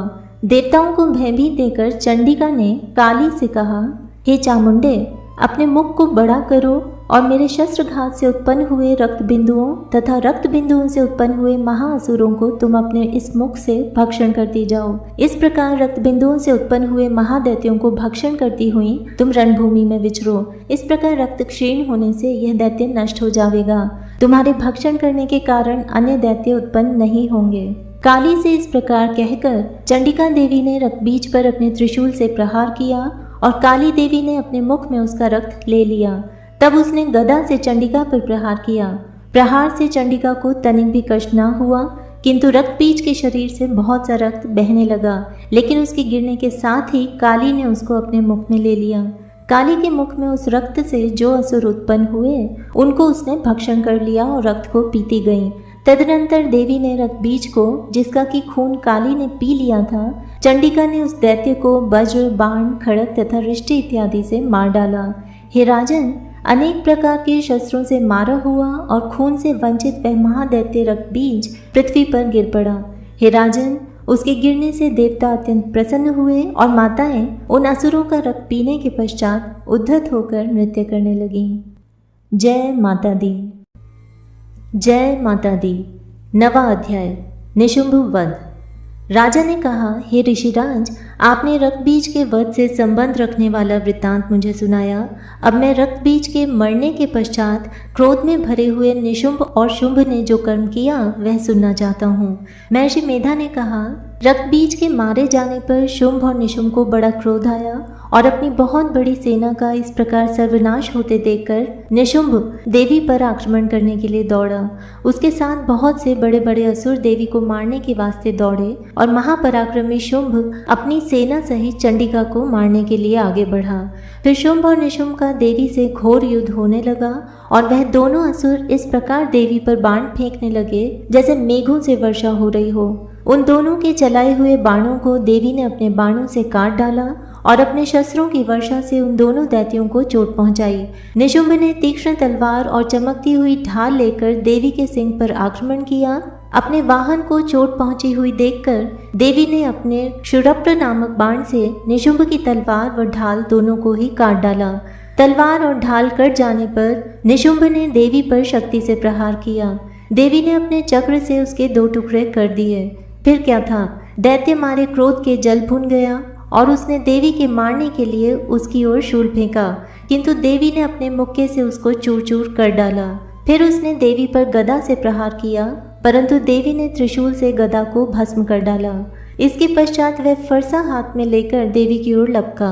देवी ने अपने तीखे बाणों से उसे धरती पर पटक दिया, जिससे वह मूर्छित हो गया। अपने पराक्रमी भाई निशुंभ को इस प्रकार मूर्छित देखकर शुंभ क्रोध में भरकर देवी को मारने के लिए दौड़ा। वह रथ में बैठा हुआ उत्तम आयुधों से सुशोभित अपनी 8 बड़ी बड़ी भुजाओं से सारे आकाश को ढके हुए था। शुंभ को आते हुए देखकर देवी ने अपना शंख बजाया और धनुष की टंकार का भी अत्यंत दुस्सह शब्द किया। साथ ही अपने घंटे के शब्द से, जो कि संपूर्ण दैत्य सेना के तेज को नष्ट करने वाला था, संपूर्ण दिशाओं को व्याप्त कर दिया।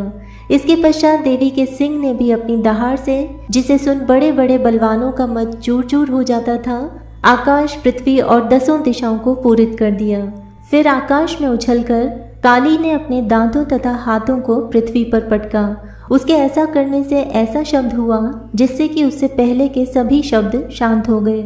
इसके पश्चात शिवदूती ने असुरों के लिए भय उत्पन्न करने वाला अट्टहास किया, जिसे सुनकर सब दैत्य थर्रा उठे और शुंभ को बड़ा क्रोध हुआ। फिर अंबिका ने उसे अरे दुष्ट, खड़ा रह कहा तो आकाश से सभी देवता जय हो बोल उठे। शुंभ ने वहां आकर ज्वालाओं से युक्त एक अत्यंत भयंकर शक्ति छोड़ी, जिसे आते देखकर देवी ने अपनी महोलका नामक शक्ति से काट डाला। हे राजन, फिर शुंभ के सिंहनाद से तीनों लोक व्याप्त हो गए और उसकी प्रतिध्वनि से ऐसा घोर शब्द हुआ जिसने इससे पहले के सभी शब्दों को जीत लिया। शुंभ के छोड़े बाणों को देवी ने और देवी के छोड़े बाणों को शुंभ ने अपने बाणों से काट सैकड़ों और हजारों टुकड़ों में परिवर्तित कर दिया। इसके पश्चात जब चंडिका ने क्रोध में भर शुंभ को त्रिशूल से मारा तो वह मूर्छित होकर पृथ्वी पर गिर पड़ा। जब उसकी मूर्छा दूर हुई तो वह धनुष लेकर आया और अपने बाणों से उसने देवी काली तथा सिंह को घायल कर दिया। फिर उस राक्षस ने 10,000 भुजाएं धारण करके चक्रादि आयुधों से देवी को आच्छादित कर दिया। तब भगवती दुर्गा ने कुपित होकर अपने बाणों से उन चक्रों तथा बाणों को काट डाला। इतने में निशुंभ को चेतना हुई। अपने भाई शुंभ की अवस्था देखकर निशुंभ को बड़ा क्रोध आया और वह हाथ में गदा लेकर चंडिका को मारने के लिए दौड़ा। उसके आते ही देवी ने तीक्ष्ण धार वाले खड्ग से उसकी गदा को काट डाला। उसने फिर त्रिशूल हाथ में ले लिया। देवताओं को दुखी करने वाले निशुंभ को त्रिशूल हाथ में लिए हुए आता देखकर चंडिका ने अपने शूल से ही उसकी छाती पर प्रहार किया और उसकी छाती को चीर डाला। शूल विदीर्ण हो जाने पर उसकी छाती में से एक उस जैसा ही महापराक्रमी दैत्य ठहर जा कहता हुआ निकला। उसको देखकर देवी ने बड़े जोर से ठहाका लगाया। अभी वह निकलने भी न पाया था कि उसका सिर अपनी तलवार से काट डाला। सिर के कटने के साथ ही वह पृथ्वी पर गिर पड़ा। तदनंतर सिंह दहाड़ दहाड़ कर असुरों का भक्षण करने लगा और काली शिवदूती भी राक्षसों का रक्त पीने लगी। कौमारी की शक्ति से कितने ही महादैत्य नष्ट हो गए। ब्रह्मांडी के कमंडल के जल से कितने ही असुर समाप्त हो गए। कई दैत्य माहेश्वरी के त्रिशूल से विदीर्ण होकर पृथ्वी पर गिर पड़े और कई वाराही के प्रहारों से छिन्न भिन्न होकर धराशायी हो गए।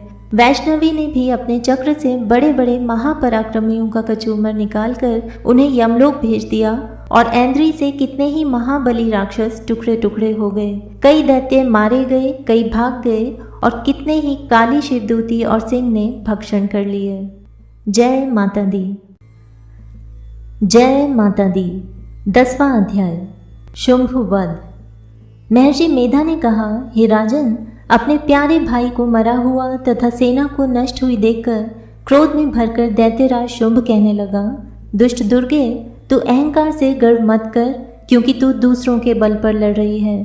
देवी ने कहा, हे दुष्ट, देख, मैं तो अकेली ही हूँ। इस संसार में मेरे सिवा दूसरा कौन है?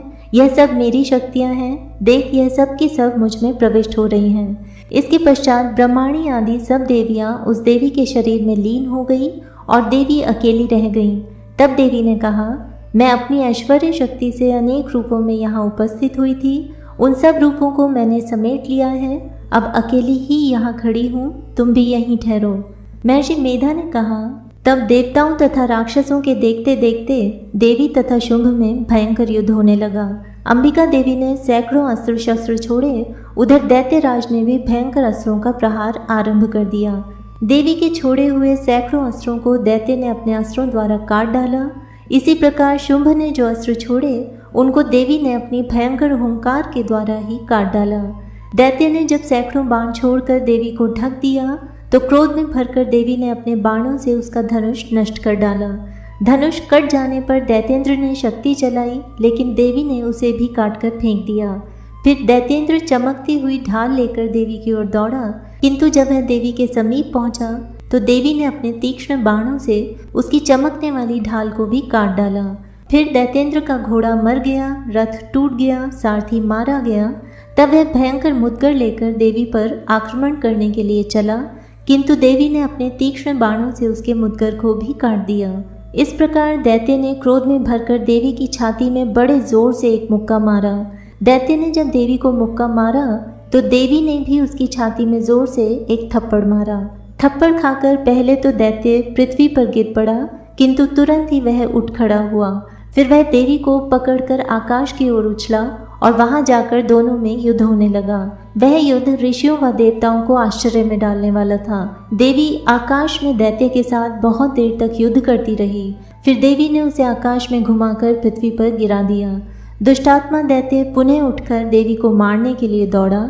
तब उसको अपनी ओर आता हुआ देखकर देवी ने उसकी छाती विदीर्ण करके उसको धरती पर पटक दिया।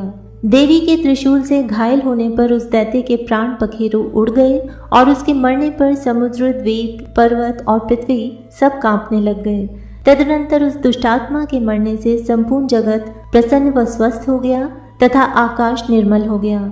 पहले जो उत्पात सूचक मेघ और उल्कापात होते थे वह सब शांत हो गए। उसके मारे जाने पर नदियां अपने ठीक मार्ग से बहने लगीं। संपूर्ण देवताओं का हृदय हर्ष से भर गया और गंधर्वनियां सुंदर गान गाने लगीं। गंधर्व बाजे बजाने लगे और अप्सराएं नाचने लगीं।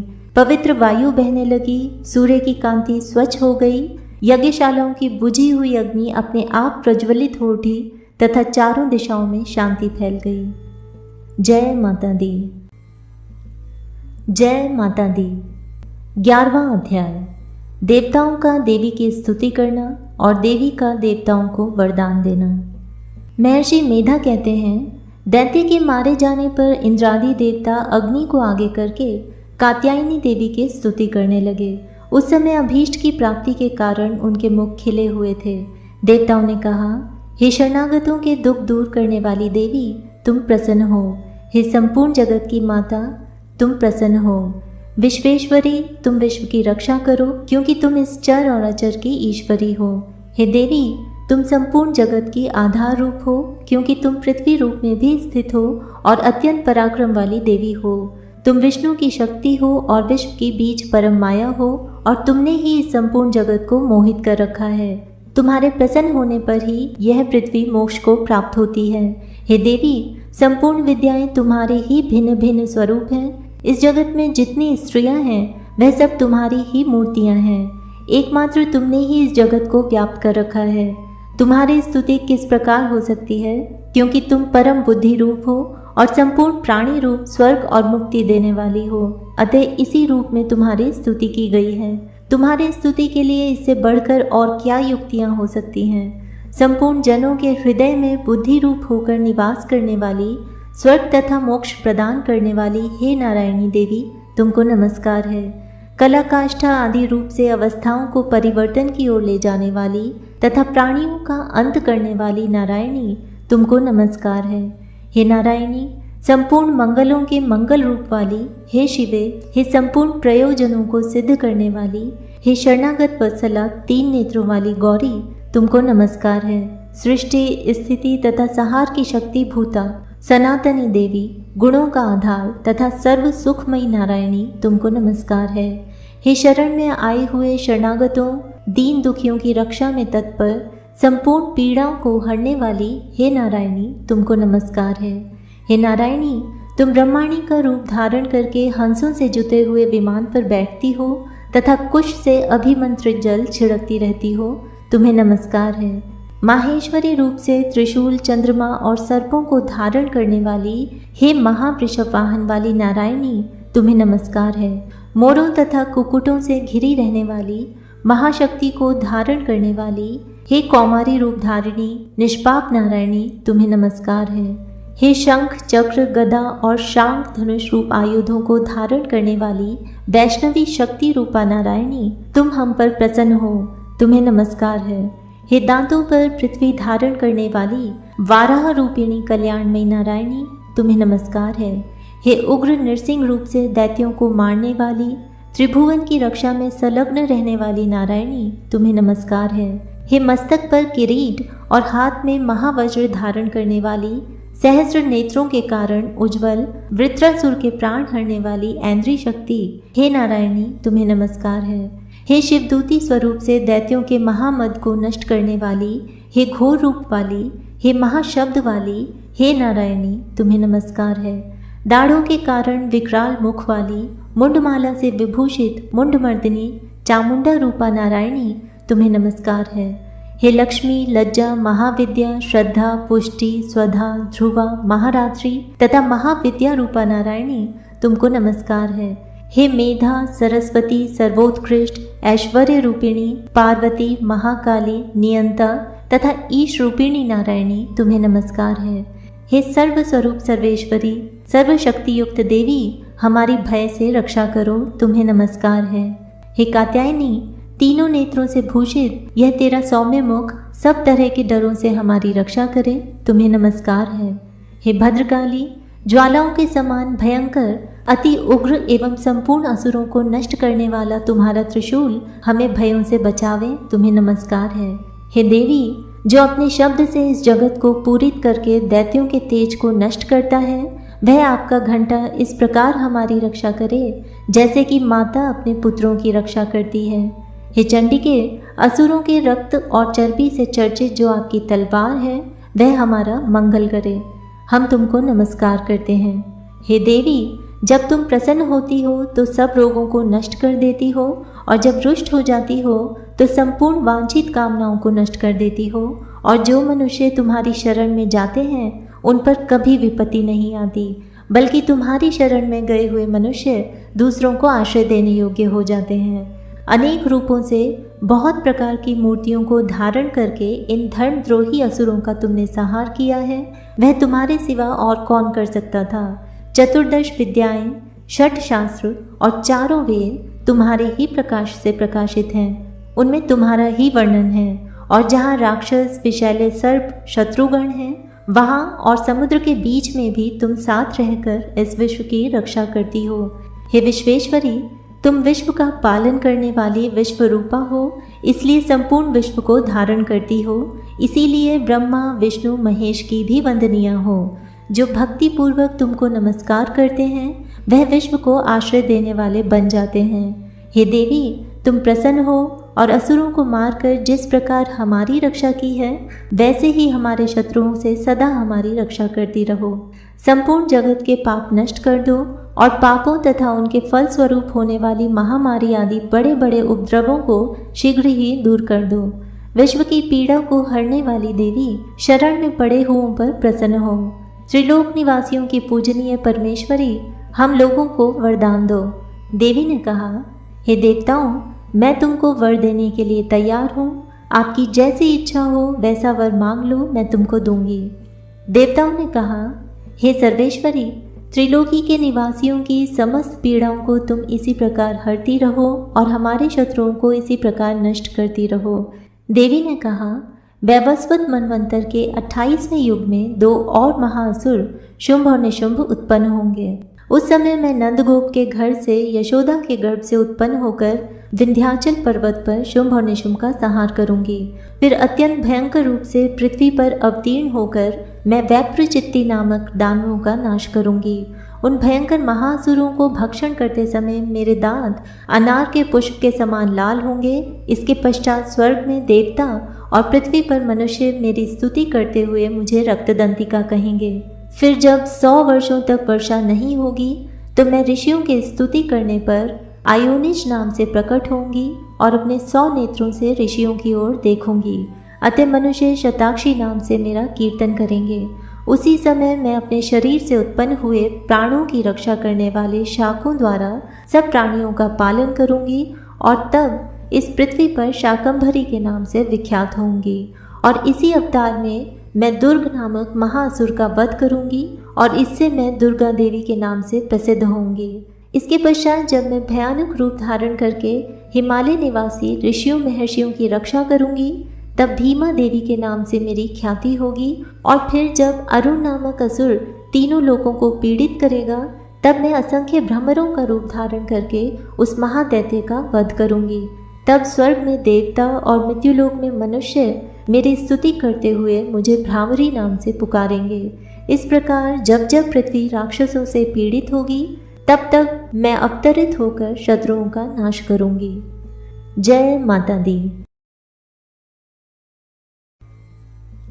जय माता दी। 12वां अध्याय, देवी के चरित्रों के पाठ का महात्म्य। देवी बोली, जो पुरुष इन स्तोत्रों द्वारा एकाग्रचित होकर मेरी स्तुति करेगा उसके संपूर्ण कष्टों को निसंदेह हर लूंगी। मधुकैटभ के नाश, महिषासुर के वध और शुंभ तथा निशुंभ के वध की जो मनुष्य कथा कहेंगे, मेरे महात्म्य को अष्टमी, चतुर्दशी व नवमी के दिन एकाग्रचित्त से भक्ति पूर्वक सुनेंगे, उनको कभी कोई पाप न रहेगा। पाप से उत्पन्न हुई विपत्ति भी उनको नहीं सताएगी। उनके घर में दरिद्रता नहीं होगी और न उनको प्रयोजनों का बिछोह ही होगा। उनको किसी प्रकार का भय नहीं होगा। इसीलिए प्रत्येक मनुष्य को भक्ति पूर्वक मेरे इस कल्याणकारक महात्म्य को सदा पढ़ना और सुनना चाहिए। मेरा यह महात्म्य महामारी से उत्पन्न हुए संपूर्ण उपद्रवों को एवं 3 प्रकार के उत्पातों को शांत कर देता है। जिस घर व मंदिर में या जिस स्थान पर मेरा यह स्तोत्र विधि पूर्वक पढ़ा जाता है उस स्थान का मैं कभी भी त्याग नहीं करती और वहाँ सदा ही मेरा निवास रहता है। बलिदान, पूजा, होम तथा महोत्सवों में मेरा यह चरित्र उच्चारण करना तथा सुनना चाहिए। ऐसा हवन या पूजन मनुष्य चाहे जानकर या बिना जाने करे, मैं उसे तुरंत ग्रहण कर लेती हूँ। शरद काल में प्रत्येक वर्ष जो महापूजा की जाती है उनमें मनुष्य भक्ति पूर्वक मेरा यह महात्म्य सुनकर सब विपत्तियों से छूट जाता है और धन धान्य तथा पुत्रादि से संपन्न हो जाता है। मेरे इस महात्म्य व मेरी कथाओं को सुनकर मनुष्य युद्ध में निर्भय हो जाता है और महात्म्य के श्रवण करने वालों के शत्रु नष्ट हो जाते हैं। उन्हें कल्याण की प्राप्ति होती है और उनका कुल आनंदित हो जाता है। सब कष्ट शांत हो जाते हैं तथा भयंकर स्वप्न दिखाई देना तथा घरेलू दुख इत्यादि सब मिट जाते हैं। बाल ग्रहों में ग्रसित बालकों के लिए यह मेरा महात्म्य परम शांति का देने वाला है। मनुष्यों में फूट पड़ने पर यह भली भांति मित्रता करवाने वाला है। मेरा यह महात्म्य मनुष्यों को मेरी जैसी सामर्थ्य की प्राप्ति करवाने वाला है। पशु, पुष्प, अर्घ्य, धूप, गंध, दीपक इत्यादि सामग्रियों द्वारा पूजन करने से, ब्राह्मण को भोजन करा के, हवन करके, प्रतिदिन अभिषेक करके, नाना प्रकार के भोगों को अर्पण करके और प्रत्येक वर्ष दान इत्यादि करके जो मेरी आराधना की जाती है और उससे मैं जैसी प्रसन्न हो जाती हूँ, वैसी ही प्रसन्न मैं इस चरित्र के सुनने से हो जाती हूँ। यह महात्म्य श्रवण करने पर पापों को हर लेता है तथा आरोग्य प्रदान करता है। मेरे प्रादुर्भाव का कीर्तन दुष्ट प्राणियों से रक्षा करने वाला है और युद्ध में दुष्ट दैत्यों का संहार करने वाला है। इसके सुनने से मनुष्य को शत्रुओं का भय नहीं रहता। हे देवताओं, तुमने जो स्तुति की है अथवा ब्रह्मा जी ने जो मेरी स्तुति की है वह मनुष्यों को कल्याणमयी बुद्धि प्रदान करने वाली है। वन में, सूने मार्ग में अथवा दावानल से घिर जाने पर, वन में चोरों से घिरा हुआ या शत्रुओं द्वारा पकड़ा हुआ, जंगल में सिंहों से, व्याघ्रों से या जंगली हाथियों द्वारा पीछा किया हुआ, राजा के क्रुद्ध हो जाने पर मारे जाने के भय से, समुद्र में नाव के डगमगाने पर, भयंकर युद्ध में फंसा होने पर, किसी भी प्रकार की पीड़ा से पीड़ित, घोर बाधाओं से दुखी हुआ मनुष्य मेरे इस चरित्र को स्मरण करने से संकट से मुक्त हो जाता है। मेरे प्रभाव से सिंह, चोर या शत्रु इत्यादि दूर भाग जाते हैं और पास नहीं आते। महर्षि मेधा ने कहा, प्रचंड पराक्रम वाली भगवती चंडिका यूँ कहने के पश्चात सब देवताओं के देखते ही देखते अंतर्धान हो गई और संपूर्ण देवता अपने शत्रुओं के मारे जाने पर पहले की तरह यज्ञ भाग का उपभोग करने लगे तथा उनको अपने अधिकार फिर से प्राप्त हो गए। युद्ध में देवताओं के शत्रुओं शुंभ व निशुंभ के देवी के हाथों मारे जाने पर बाकी बचे हुए राक्षस पाताल को चले गए। हे राजन, इस प्रकार भगवती अंबिका नित्य होते हुए भी बार बार प्रकट होकर इस जगत का पालन करती है, इसको मोहित करती है, जन्म देती है और प्रार्थना करने पर समृद्धि प्रदान करती है।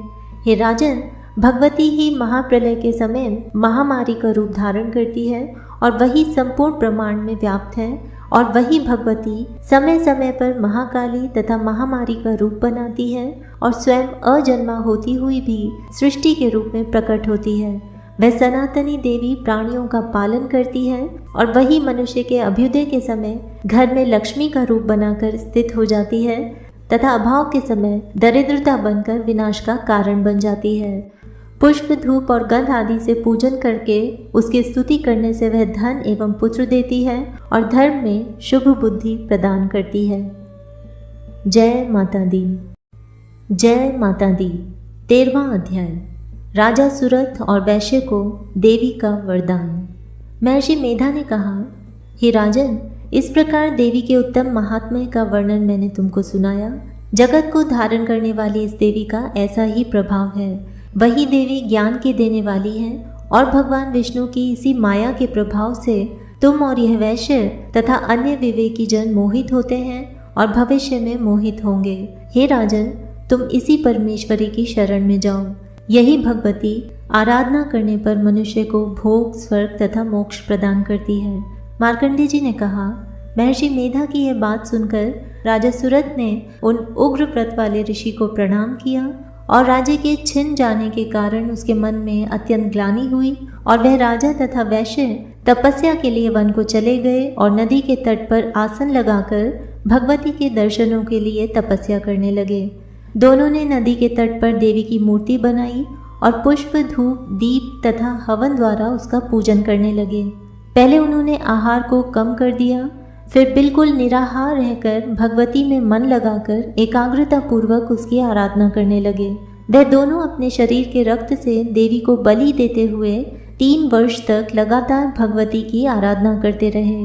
3 वर्ष के पश्चात जगत का पालन करने वाली चंडिका ने उनको प्रत्यक्ष दर्शन देकर कहा, हे राजन तथा अपने कुल को प्रसन्न करने वाले वैश्य, तुम जिस वर की इच्छा रखते हो वह मुझसे मांगो, वह वर मैं तुमको दूंगी, क्योंकि मैं तुम पर अत्यंत प्रसन्न हूँ। मार्कंडेय जी कहते हैं, यह सुन राजा ने अगले जन्म में नष्ट न होने वाला अखंड राज्य और इस जन्म में बलपूर्वक अपने शत्रुओं को नष्ट करने के पश्चात अपना पुनः राज्य प्राप्त करने के लिए भगवती से वरदान मांगा। वैश्य ने भी, जिसका चित्त संसार की ओर से विरक्त हो चुका था, अतः भगवती से अपनी ममता तथा अहंकार रूप आसक्ति को नष्ट कर देने वाले ज्ञान को देने के लिए कहा। देवी ने कहा, हे राजन, तुम शीघ्र ही अपने शत्रुओं को मारकर पुनः अपना राज्य प्राप्त कर लोगे। तुम्हारा राज्य स्थिर रहने वाला होगा। फिर मृत्यु के पश्चात आप सूर्यदेव के अंश से जन्म लेकर सावर्णिक मनु के नाम से इस पृथ्वी पर ख्याति को प्राप्त होंगे।